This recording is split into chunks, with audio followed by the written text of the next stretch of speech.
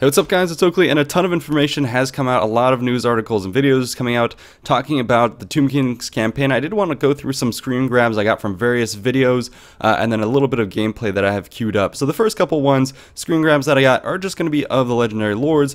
New free one being added, Trench Craventail here for the Skaven, unexpected by most people, although a welcome addition here. So he has some interesting stats. Basically every time you break a diplomatic treaty, you get bonuses to public order, very Skaven-like. And then also he has some more army abilities, plus 12 during ambushes, plus 12 after retreating when attacked. And then attribute Vanguard deployment for all units in the army. So playing very differently, a very backstabby Skaven force with lots of different tactics at his disposal. Okay. So that's a nice little mix, but let's get into the more interesting ones. The 4 Legendary Lords from the Tomb Kings. We already knew about these, so I'm going to go over these very, very quickly. Just want to show you what they look like in-game, some of their starting units, etc. So the first one is going to be Setcher the Imperishable. He's going to start in just the main Tomb King starting area. The other ones are going to be in far-flung reaches of the world, some of them in the New World, actually. So Setcher the Imperishable here, the main kind of standard lord that you would expect, and he does start with some of the Tomb Guards and a War Sphinx, so those are very powerful early game units. And then also you're going to have the Grand Hierophant of Katep. So he is going to be exiled, and he's going to be actually in Nagarond. So he's going to be up in the Dark Elf territory here. Suitable climate for him is going to be the mountains. That makes sense. Diplomatic relations with Dark Elves, he hates them, so a lot of action going on there. So this is cool, him spawning up in Nagarond. Tomb Kings, you would have expected them all to be in one place, but these guys are going to be scattered whither, thither, and yond. So that's pretty cool. So he's going to have the carrion birds to start off, a little bit more quick for him. And then on the next one, High Queen Khalida, so she's going to be having a bit of a tiff against the Vampire Count. She's going to start around the Vampire Coast in the New World, which is pretty cool. So as I said, they're split up all over the place. I believe it is a little bit of a different start, whether you're playing on either Vortex Campaign or if you're going to be doing Mortal Empires.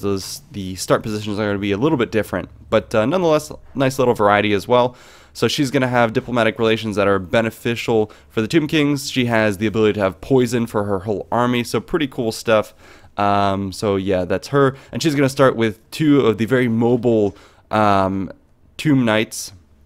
They're mounted on their ancient revived. I'm not sure if they're revived snakes or if they're some sort of constructs. But anyway, she's going to have a lot of those guys, very mobile units. Going to be some of my favorite ones to test out when the game is released. The next lord is going to be Archon the Black. As we saw before, that he is a bit exiled. He is at odds with the Tomb Kings, more favorable with the Vampire Counts, and he's very interesting in the sense that he starts out, or over time actually, he has the ability to recruit certain Vampire Count units to flesh them out, give them a very diverse hybrid roster. And I think in some of the videos, CA did indicate that we may be seeing some crossovers like that in the future as well, which would be really cool for some hybrid factions, not only in future titles like this, but historical titles as well. So that has me all very excited. So that's real briefly what we can see from the main Legendary Lords. A lot of these guys do seem to have normal or hard starts, at least 2 of them, so that has a lot of potential. Next, let's get into the campaign itself. So I do have one here, I believe from Eurogamer, so they do show us a lot of action. I did want to show a little bit of the cutscene here. It is, again, a continuation of just the beautiful art. I'll put this on full screen for us. And we're just going to be diving into a couple of the different videos from various people. So we do get to see a little bit of the art from the Tomb Kings. Absolutely beautiful. And one of the things to mention here about the Tomb Kings is they can play the Eye of the Vortex campaign, but they're not going to be participating in the pursuit of the Vortex itself. Here, their campaign is going to be focused around these books of Nagash, controlling the Black Pyramid, and in the end fighting a battle of the Black Pyramid. So they're going to be kind of having their own pursuit, which I thought was really cool. The fact that when you get in the campaign here, everyone else is racing for the Vortex and you're going to be doing your own thing, and there is going to be some potential for conflict in there, of course, because perhaps, you know, fighting for ritual sites, or maybe you want to go get some of the the books of Nagash, but the other factions control them. So even though people are pursuing their different objectives, there's going to be some overlap in terms of who controls what territory and how important that territory is for your ultimate campaign goals. So that's a bit about that. Then they show us a bit of the terrain here, obviously looking very beautiful and fleshed out. The Black Pyramid of Nagash here as well, going to be key to endgame control. And then here, the books of Nagash, 9 books of Nagash that you want to control, or that you can control. 5 of them are going to be key for victory. And then here they talk about different missions at first, and you're going to start very small as the Tomb Kings, but having the ability to scale up pretty quickly in terms of your unique mechanics when it comes to the Tomb Kings, the way they can recruit units. They're free to recruit, and they're free for upkeep. But the twist here is, yes, it's easy to have armies, but getting generals is very difficult. So you can flesh out armies very quickly and get them back up to speed, but having multiple armies is going to be the limiting factor here. So that's about that. They show us a little bit here, talk through a little bit of the campaign. They show us the Vortex. So one of the books of Nagash is going to be positioned around here. So obviously you're going to have to try assault the High Elves or do something, or maybe you want to avoid them. But anyways, the books are going to be spread out around the world. Then they show us a little bit of your early army here. It's actually pretty powerful once you have some of the constructs. And here you can see a little bit of the skill tree that they're showing us. A lot of stuff, of course, fully fleshed out. We're going to continue to just plow through here. They do show a little bit of a battle, although some of the other footage is from the other studios and publishing agencies do have better combat than this. So we're going to be going through this really quick. The only thing I did want to show is when they showed the some of the units up close with the other videos don't necessarily show that, so that's really cool. We saw the chariots up close, and especially once they place down the main construct, the War Sphinx itself. That thing is freaking awesome. I'm looking forward to seeing more and more of those massive constructs, and especially some of the kill animations that I'm sure they're going to have. Speaking of animations, they did do some cool stuff. I believe it's in this one where you're able to see that the idling animation of some of these constructs is going to be stationary, owing to the fact that they are, yeah, there you can see it's really not moving at all. So owing to the fact that these guys are essentially statues. So I really like that it has an idling animation where it is idle. So that was pretty cool. That's kind of all I wanted to show you here. The battle does proceed pretty quickly. They're just going to steamroll with some of their large units against some of these savage orcs. So that's about that for this video, or at least this portion of it. I did fast forward to a little bit later where they show some of the cool stuff. So like we've talked about, some of the faction mechanics are that, hey, unit upkeep and recruitment costs are free. But then you have your certain, you know, the key currencies are going to be gold. Gold is what you're using to unlock future units, upgrade your cities, etc., which is going to allow you to increase your unit cap. So another thing that's keeping your armies down is the fact that in terms of your units, you can get them for free, but there's a certain unit cap, and that unit cap only gets built up over time once you have more cities and you upgrade more barracks, etc. So that's one of the things that you could do. Another thing that's really cool that they've done with the Tomb Kings is they've introduced a crafting system. So you can see that here. So Legions of Legend. This is Regiments of Renown, but on steroids. Very, very powerful units that you can come here by using both gold and canopic jars, as well as certain other tradable currencies and tradable resources. So iron being one of them, or various other things like that. So you can awaken certain units which have special abilities. That's freaking cool. So the thing that's exciting for me is the crafting system doesn't just apply to these specific units. It'll also apply if we toggle over here. Oh, and we can see some of these units, some of their special abilities. I don't want to go over all these because there's so much content, but you can craft specific weapons to then give to your lords. Same thing with armor to give your lords. Same thing with enchanted items, talismans, arcane items, etc. All kinds of really crazy stuff here. So this has me super excited, not just for the Tomb Kings itself, but I really like that CA is introducing some form of crafting because it plays with the specific resources that you can trade throughout the map, where before they had a little bit of buffs and they were behind the scenes. This is bringing these resources to the forefront, and yes, it is a little bit of a gamification and arcadey in a sense, but I really, really like it. And this is one of the things that I really hope they bring over to the historical titles, because this has a lot of benefit for adding variety. Take, for instance, the new game that's coming out Saga, Thrones of Britannia, a lot of units that are otherwise kind of cookie cutter and boring, if they bring in the fact that you can have some of, you know, craft special weapons for the Vikings because of your trade, that you've gotten certain iron from places, or certain armor, giving little buffs. Maybe they won't have these magical abilities, but, you know, certain buffs and unique visuals. They can do a lot of stuff in terms of history, and this has me very excited, the fact that they're testing it so early on, and we'll be seeing it not only for Warhammer 3, but in the future for historical titles. So that's kind of what I wanted to show you here from this video. The rest of it, they do play a little bit of the campaign, looking around. Here also they're going to show a little bit of the different technology tree. So as opposed to researching technologies, what you're doing is you're researching kind of by looking at your ancestors. So here are going to be the different wisdoms of different dynasties that you can look at. So once you unlock this certain one, it takes a certain amount of time, so 15 turns in this case for each. Once you get that one, then it allows you to unlock the Lord on the top or in the bottom, some sort of proclamation. It's kind of like a big buff for your units. And then on the right hand side, you can have different buffs as well within that. And then finally, at the end of this, I believe after you get a certain amount of them, you can go all the way on the right, which is going to be all these various heralds. Grants the heralds here, follower details, herald of the Sphinx, bonus versus large, so in order to buff up a bunch of different types of units that you have.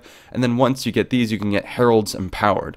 So all kinds of really cool stuff. We don't have time to go over all of this because it is just so in depth, so I recommend you take a look at all of these different videos when you have the chance. I did want to show a video here real quick. So I did load up this battle here, which is going to be, you know, there's tons of footage, but we're just going to take a look at a little bit of this. A higher tier army facing off against another Tomb King's force with a little bit more unit variety. I'm not quite sure what they're doing with the control groups. I've never played with 10 different control groups, but to each their own. I guess people like to control things in various ways. But now we get to see a lot of the different stuff. So masses of chariots, as you would expect very much from the Tomb Kings. And then a couple of constructs sprinkled in through here. Some of the Tomb Knights, those with the serpents, and they're very beautiful. Lots of unit models. I expect they're going to be very, very good for tying down enemy chariots, being large themselves. They're not going to get run over, and they can really stick enemy units in place. And I assume charging a front line, they'll be pretty good. We'll have to wait and see what they're going to be weak at. Although the main thing that they have said that the Tomb Kings are poor at overall in terms of combat is armor piercing. They have a lot of fodder units, pretty decent charge and attack on some of them, but not much in armor piercing. So that's going to be the thing that they're going to have to worry about facing off against the dwarves. If the dwarves can hold the front line and focus fire on constructs, they should be able to do pretty good. Same thing probably goes for the lizardmen as well. So I'm interested to see the matchups. But in terms of Tomb Kings fighting Tomb Kings, same thing you would expect when you have vampires fighting vampires. Lots of units crashing, lots of units dying. And speaking of dying, keep an eye on the top. There, one of the specific army abilities of the Tomb Kings is that over time, the more deaths occur, the more that meter charges up. And as we've seen with various Warhammer 2 factions, that allows you to do certain things. So in terms of the Tomb Kings, what it'll do is it'll passively trigger healing buffs and resurrection buffs across your army. So your army will start to come back and have its own second wind. And at the third tier, you'll actually get an Ushabti that you can choose to raise up anywhere on the battlefield, being very powerful units themselves. So now you can see here, you know, the armies clashing, chariots on the flank supported by cavalry and archers. And speaking of archers, that's one of the things that you have here that separates them from the vampire counts themselves, the ability to have a ranged unit, which is going to be very powerful, adding more flexibility to them, something that the vampire counts don't necessarily have. Up through the front, keep an eye on the skeleton warriors as they face off relatively weak fodder units that as they fight here, you do expect them to crumble, but you can see the player here has kept some of their more elite spears for the second wind here, and then they do have their lords going around trying to do certain abilities. It looks like he does have a special anti-infantry regiment of renown, or special unit there. I'm not quite sure if it's a regiment of renown or some of the special units that we looked at that are like the Uber units. But yeah, he's going to be wading into combat. You can see the enemy is going to be using some resurrection spells on their main line. It's going to be tearing through the skeletons. So that's pretty cool. But nothing really to counter the Hierophant. So I figure that's going to be one of the main things that you want to shut down early game. And again, battle pace is relatively quick here. Victory is already within our grasp. We've only met in a large battle here for about like 30 seconds and it's already over. So continuing to be a big gripe I have with Warhammer, the fact that it's so quick, although things do slow down a bit in multiplayer when people can be a bit more careful with their approach. Whereas with the AI, it's kind of just a raffle stomp charge up through the middle. And you'll notice there's been a fair amount of death in this battle, but keep an eye on the ability at the top there. Ooh, an army has spawned an enemy unit. So it looks like the enemy has suffered so many losses that they've been able to spawn an Ushabti, whereas the human player here is only just getting to tier 1. So on the right you can see the Ushabti there raised up, and he's going to be tackling some of those archers. So you can see the potential of that to have you recover late game. Now when it's a mirror matchup, perhaps not as devastating, because the more you kill, well, it just means the enemy can raise an Ushabti. But in terms of fighting against other factions, it's going to be very powerful, giving you a second wind Ushabti there to tie down perhaps enemy lords or tie down elites or archers. And I think you can raise it anywhere on the battlefield, which is going to be pretty powerful. Very fast unit as well. So yeah, we're seeing a little bit of those mechanics there. And actually the death going really, really quickly. It looks like we're going to hit tier 2 here in terms of the payoff. So keep an eye on that. As we continue to plow forward, and I believe it should be triggering here in the next couple seconds. So just as the main line is starting to crumble there, morale is dropping for those guys, or actually I shouldn't say morale, because I don't think they're going to rout, being that they're undead, but they are going to start to lose their constitution. I believe they still have the same crumbling effects. So yeah, that main line is struggling, especially with the enemy force. But there you go, boom, they've reached tier 2, and across the board, or at least for the infantry here, they're going to be recovering, and so you can see their health starting to spike up. So yeah, a lot of back and forth stuff, and this is one of the things that I guess in a mirror matchup may end up prolonging the battle. It would have seemed like it was over earlier, but this second wind ability here really helping to sustain things as well. The archers having not so much ammo, so yeah, they're pretty powerful, but they ran out relatively quick, so they're going to be forced into combat, although some of the Tomb Kings do have the ability to have more ammo for their forces. I believe Khalida does have plus 20% ammunition for her forces, so she'll be using a lot of archers in her battles, and especially the fact that all her units have poison. Good God, her archers are going to be a hell of a mess. So that's about it for this battle. The rest of the video does kind of chug on through. They show us a little bit of the various units that you can raise, and then they show us a little bit of here. They've unlocked several different dynasties as well. And then, oh, obviously the rights is something we haven't talked about. So the rights, something you can spend gold, very, very expensive here for the Tomb Kings, but pretty powerful. Casket of Souls, something you can unlock. Chara's Necrotech, and then different incantations to help with you. One of them is going to be the Sand Veil, which for all armies makes it easier to ambush, makes you immune from attrition, and it makes it so that enemy armies coming into your regions, any of your regions, are going to be hit by this attrition. So that's pretty cool. And then the other one, Great Incantation of Geheb. More construction time, it's easier, a lot of growth, more canopic charms, and then you get the army ability Tomb Swarm, which is basically a direct damage spell representation where the tomb, where the swarm of scarabs comes out of the ground and attacks you.